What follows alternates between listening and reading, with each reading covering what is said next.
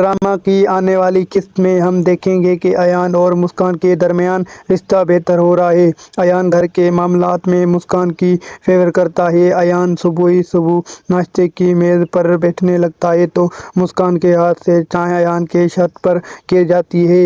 مرزا صاحب مسکان کے اس حرکت پر اس منحوس کہتے ہیں۔ مرزا صاحب کہتے ہیں کہ بابر کی بیٹی ہمارے لیے منحوس ثابت ہوئی ہے۔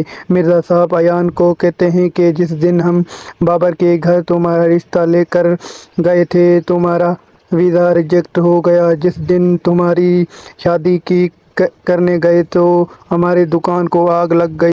جس دن تمہاری شادی تھی تو اس دن ٹیلر پیسے لے کر بھاگ گیا۔ یہ سب اس مسکان کی منحوسیت کی وجہ سے ہے۔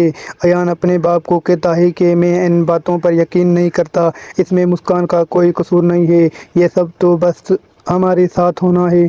تب مرزا صاحب کہتے ہیں کہ واہ، اب تو ہماری بیٹی کو بیوی اچھی بھی لگنے لگ گئی ہے، پہلے تو اس کی طرف دیکھتا بھی نہیں تھا۔ ایان رات کے وقت مسکان کو لے کر گھر سے باہر جاتا ہے۔ مسکان کو گاڑی میں بٹھا کر مسکان کے لیے آئس کریم خریدنے جاتا ہے تو کچھ ڈاکو مسکان کو گن پوائنٹ پر گاڑی سے باہر نکال لیتے ہیں۔ ایان مسکان کو بچانے کے لیے بھاگتا ہے تو ڈاکو گولی چلا دیتے ہیں، لیکن کیا وہ گولی ایان کو لگتی ہے یا مسکان کو، یہ جاننے کے لیے ڈرامہ سیریل کا آپ دیکھیں۔